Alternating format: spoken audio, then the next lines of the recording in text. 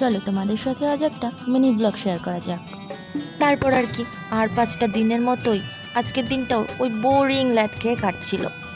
তারপর কি যে করি, হঠাৎ বান্ধবীর একটা ফোন, বলল রেডি হয়ে তাড়াতাড়ি চলে আয়, আজ দারুণ আনন্দ হবে, আমরা একসাথে ঘুরতে যাব। উফ, কি যে মজা! আর তো আমার চেহারার এই একটা ছিরি, কি যে করি। একটা আই প্যাক লাগিয়ে নিলাম, অন্তত ডার্ক সার্কেলটা একটু তো লুকাতে হবে, বড় লোক মানুষ বলে কথা, চোখের নিচেও সোনাই লাগাই। ও, সেই ব্যাপার। আই প্যাকটা কিছুক্ষণ রেখে তারপর তুলে ফেলতে হবে। চলো, সময় হয়ে গেছে, খানিকক্ষণ আগেই লাগিয়েছিলাম। আমি একটা ম্যাজিক করে তুলবো, ওই যে যেমন রিলসে দেখি, ওই যে কী যেন করে, আর চোখের নিমেষেই পুরো চেহারাটা পাল্টে যায়। চলো, আজ আমি ওরকম একটা কিছু ট্রাই করি, দারুণ মজা হবে, নতুন এক্সপিরিয়েন্স। চলো করে দেখা যাক কী হয়। এ কি বলো না, চলো আর একবার ট্রাই করে দেখি কি হয়। ম্যাজিক! ও মা, এবারও তো হলো না। আমার সাথে এমন কেন হয়? সবাই তো করে, আমার হলো না। চলো, এভাবে হবে না, যাই রেডি হয়ে আসি। রিলসের জিনিস রিলসেই সম্ভব, বাস্তবে নয়। আমাকে হাতে কলমেই রেডি হতে হবে। চলো রেডি হয়ে আবার দেখা হবে। একটুখানি ওয়েট, আর এই আমি রেডি। এইসব ঢং করতে করতে অনেক লেট হয়ে গেছে, ট্রেনের টাইম হয়ে গেছে, ট্রেন ফেল করব, তাড়াতাড়ি দৌড়াতে হবে। উফ, রাস্তায় বেরিয়ে পড়েছি, সামনেই বান্ধবীর বাড়ি। শাকচুন্নিটাকে তুলে নিয়ে তারপর স্টেশনের উদ্দেশ্যে রওনা। এই যে এসে গেছে আমার শাকচুন্নি, আর আমার বাড়িটা এমন একটা ভাগাড়ে যে ওখান থেকে টোটো পাওয়া যায় না, খানিকটা পথ হেঁটে যেয়ে তারপর টোটো। এই যে সামনে মায়ের মন্দির, প্রণাম করে নিলাম, এবার মাকে বাই বাই বলে রওনা হলাম। কি যে গরম, এই গরমে অর্ধেক আনন্দ এখানেই মাটি হয়ে গেছে। যত যাই হোক, একটা ভালো জিনিস হয়েছে বলতে পারো, সৌভাগ্যবশত রাস্তা দিয়ে হেঁটে যাচ্ছি দেখি আমাদের জন্য একজন ওয়েট করছে। ওই যে দূরে দেখা যায় আমাদের বাহন, টোটো কাকুটা আমাদেরকে আসতে দেখে ওখানে আমাদের জন্য ওয়েট করছিল। উঠে পড়েছি টোটোতে, এবার দুজন মিলে গল্প করতে করতে এই যাচ্ছি। এই যে দেখছো রাস্তাটা, এখন দুপুর টাইম বললে যাও একটু ফাঁকা দেখছো, সন্ধেবেলা একটা পিঁপড়ে ফেলার জায়গা পাওয়া যায় না। এটাই হলো হাবড়া বাজার। আমি ঠিক ধরেছি। কি ভাবছো, এটাই তো যে পুকু আর তার শাকচুন্নি মিলে কোথায় যাচ্ছে? হ্যাঁ, এটা তো তোমাদের বলাই হয়নি যে আমরা কোথায় যাচ্ছি। চলো, সেটা না হয় একটু সারপ্রাইজ থাক, একটু পরেই দেখায় কোথায় যাচ্ছি। আপাতত আমার সাথে না হয় একটা ঝাঁকানাকার টোটো রাইড এক্সপিরিয়েন্স করো, বাকিটা তো গল্পে গল্পে বলবোই। এই হলো আমাদের হাবড়া স্টেশন, ভালো করে দেখে নাও, হাবড়া স্টেশন। আমার শাকচুন্নিটা আগে আগে চলেছে, ফোনে ব্যস্ত, ওই যে, আর আমি তোমাদের সাথে। এই দেখো আমাদের ট্রেনও চলে এলো, একটু ওয়েট করতে হয়নি। কি যে ভালো ছিল ট্রেনটা, একদম টাইমলি চলে এসছে, না হলে এখানে রোদে তন্দুরি ফ্রাই হতাম আমরা দুইজনে। নাও, ট্রেনে উঠে পড়েছি আমরা, আর যথারীতি বসার জায়গা পাইনি, তাই দরজার সামনেই দাঁড়িয়েছি। অনেক হাওয়া আসছিল, আরামে যাচ্ছিলাম, কোনো প্রবলেম হয়নি।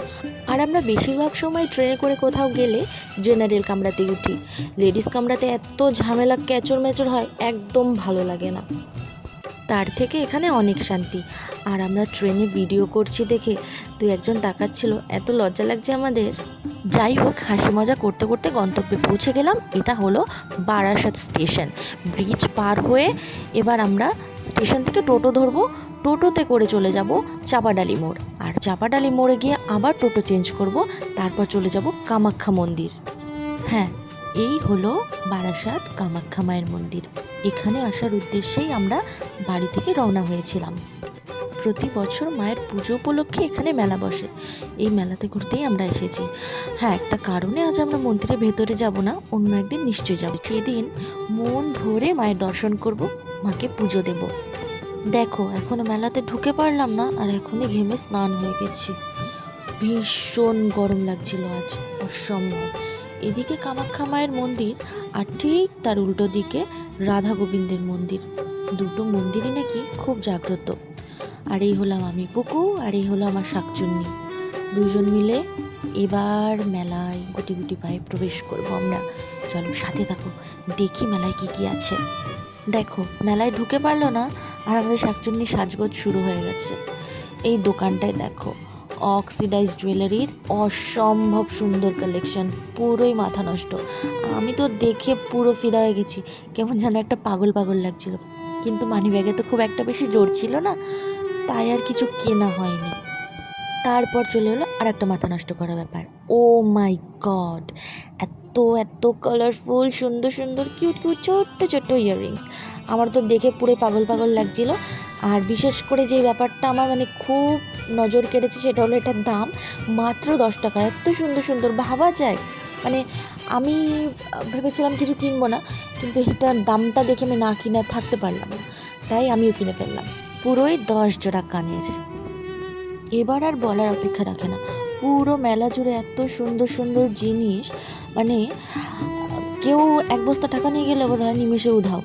আমি যেহেতু প্রফেশনাল ক্যামেরাম্যান নই, সেহেতু হয়তো খুব সুন্দর করে তোমাদের দেখাতে পারলাম না, কিন্তু দেখানোর চেষ্টা করলাম মোটামুটি।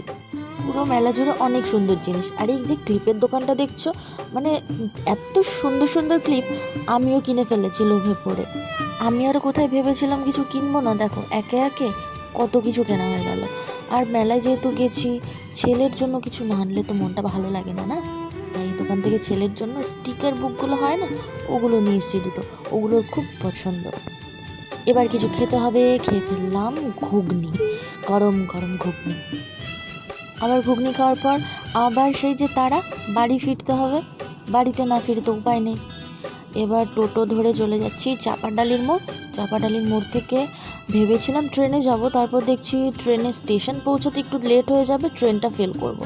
তাই চাপাডালির মোড় থেকে ডাইরেক্ট বাসে উঠে গেলাম, DN44, দ্য ফেমাস বাস। সত্যি বলতে এই গরমের মধ্যে যে এতক্ষণ মেলায় ঘুরলাম, একটুও ক্লান্তি আসেনি।